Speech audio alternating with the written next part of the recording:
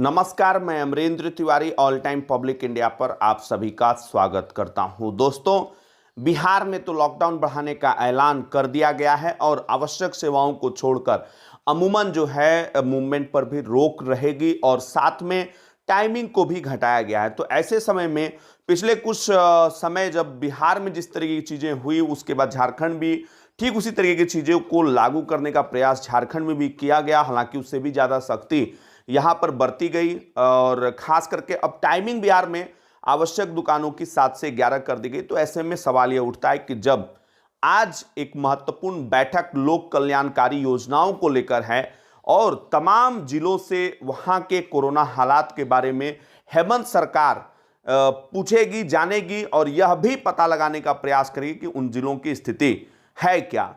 ऐसे में अब सवाल उठता है कि झारखंड में क्या लॉकडाउन बढ़ाया जाएगा 6 मई के बाद? 6 मई के सुबह 6 बजे तक अभी अवधि निर्धारित है। कुछ चीजों पर बात करना जरूरी है दोस्तों, क्योंकि झारखंड में मौतें भी ज्यादा हो रही है। तो कहीं ना कहीं अब सवाल उठ रहा है उस सिस्टम पर भी जो कहीं ना कहीं मरीजों को होम आइसोलेशन की तरफ, जो मरीज हैं वहां पर 80% से ज्यादा मरीज अभी होम आइसोलेशन पर हैं। 50,000 से ज्यादा एक्टिव केसेस की संख्या है। कल दोस्तों, आज की बैठक के बाद कल आपदा प्रबंधन विभाग की बैठक मुख्यमंत्री के साथ जब होगी तो वहां पर निर्णय लिया जाएगा लॉकडाउन को बढ़ाने का। और 100% मानकर चलिए कि 6 मई के बाद भी झारखंड में लॉकडाउन बढ़ाया जाएगा।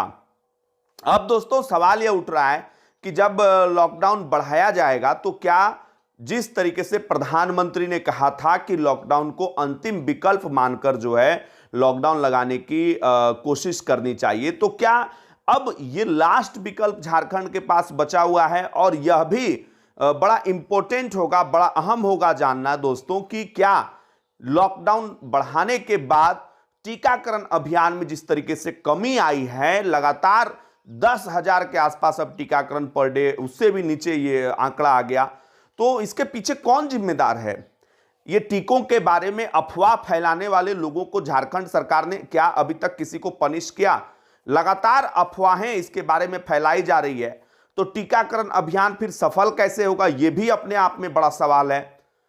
और सवाल इसलिए भी आम हो जाता है क्योंकि झारखंड सरकार ऑलरेडी टीकों को खरीदने का ऑर्डर दे चुकी है, लेकिन जब आदमी खुद ही नहीं आएंगे लगवाने तो फिर ऐसे ऑर्डर से क्या फायदा।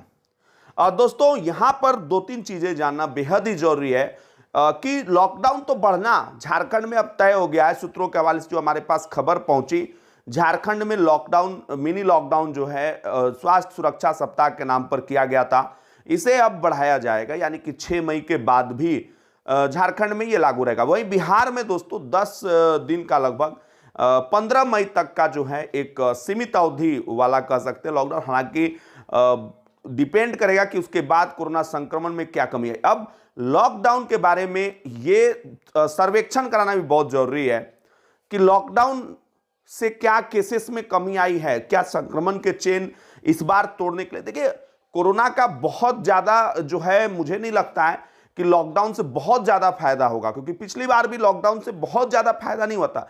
पिछली बार तो लॉकडाउन मजबूरी थी क्योंकि हेल्थ इंफ्रास्ट्रक्चर था ही नहीं देश में। लेकिन इस बार सरकारों ने खुद अपनी कमी के चलते जनता को इतने कष्ट में धकेला, पहले लॉकडाउन और उससे जुड़ी हुई, हालांकि हेल्थ इंफ्रास्ट्रक्चर में अभी भी कोई बहुत ज्यादा विकास नहीं हुआ है। आज भी हम ऑक्सीजन के लिए तड़प रहे हैं। सुप्रीम कोर्ट को कहना पड़ता है ऑक्सीजन को लेकर, हाई कोर्ट को टिप्पणी करनी पड़ रही है। फिर ऐसा हो क्यों रहा है, क्या दिक्कत जो है हो रही है? और अब लॉकडाउन क्या किसी समस्या का समाधान है? यह सवाल जो है सरकार को इस पे सर्वेक्षण करना चाहिए कि इसका क्या फायदा होगा। क्योंकि जब आप मौतों को देख रहे हैं यहां पर, तो यह भी देखना बेहद ही जरूरी है कि क्या भूख से भी मौतें हो सकती है, क्या बेरोजगारी से भी मौतें हो सकती है। अप्रैल महीने में जो डेटा आया, 70 लाख से ज्यादा लोग पूरे देश भर में बेरोजगार हो गए। तो जो वैक्सीन हमने दूसरे देशों को दी, जो वैक्सीन हमने अपने नागरिकों को शुरुआती तौर से नहीं दिया, आज हम बात कर रहे हैं वैक्सीनेशन की, इस तरीके से इतनी सीरियसनेस दिख रही है। पहले विपक्षी पार्टियां वैक्सीन पर ही आरोप लगाती, आज भले ही विपक्षी पार्टी करे कि वैक्सीन नहीं मिल रहा, वैक्सीन नहीं मिला, लेकिन तमाम विपक्षी पार्टियों ने वैक्सीन के जो है उस पे वैक्सीन सही है गलत है इस पर ही प्रश्न चिन्ह उठा दिया था। तो सवाल बहुत अहम है और बहुत इंपॉर्टेंट है, क्योंकि वैक्सीनेशन प्रोग्राम पर ही आगे की तैयारियां जो है पूरी तरीके से टिकेंगी। अब देखें, वैक्सीन लेने वाले लोगों में से कोरोना संक्रमण की प्रतिशत में काफी गिरावट देखी गई है। बहुत सारे लोग कहते हैं कि डॉक्टर्स ने दोनों डोज लिया और वो जो है पॉजिटिव हो गए। तो सोचिए, डॉक्टर्स तो हमेशा कोरोना मरीजों के बीच में रह रहे हैं, हम लोग तो हमेशा कोरोना मरीज के बीच में नहीं रह रहे हैं। तो दोस्तों, इस तरह की अफवाहों को ना फैलाएं। और यह तो तय हो गया है कि झारखंड में मिनी लॉकडाउन जो है वो बढ़ेगा। अब सवाल यह उठता है दोस्तों कि क्या अगर इसमें और ज्यादा सख्ती बढ़ाई जाती है तो फिर सामाजिक और आर्थिक आधार पर गरीब लोगों के लिए क्या है। सुप्रीम कोर्ट ने कहा कि भाई राज्य और केंद्र लॉकडाउन लगाएं, कोई बात नहीं, लेकिन पहले गरीब, मजदूर, आर्थिक सामाजिक रूप से पिछड़े लोगों के लिए जो है कुछ प्लान लेके आए और उनको मदद करने की दिशा में काम करें। उनको किस तरीके से मदद पहुंचेगी, ये बड़ा सवाल है। तो एक चीज मैं अपने तमाम दर्शकों को बता दूं कि अभी जो लॉकडाउन की बात कही जा रही थी कि सेंट्रल गवर्नमेंट ने लॉकडाउन लगाने का ऐलान किया है, वो बिल्कुल भी गलत है। ऐसा कुछ नहीं है।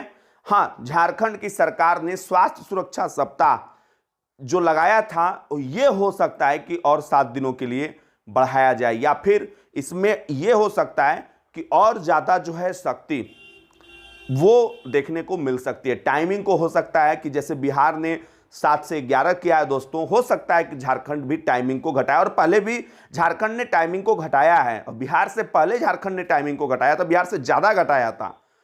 तो देखने वाली बात होगी। इससे जुड़ा हुआ अपडेट हम आपको देते रहेंगे, लेकिन आप लोगों से एक हाथ जोड़कर अनुरोध है कि वैक्सीन के बारे में अफवाह मत फैलाइए। इससे वो लोग जो वैक्सीन लेकर बच सकते हैं वो लोग भी सेंटर पर नहीं पहुंच पा रहे हैं।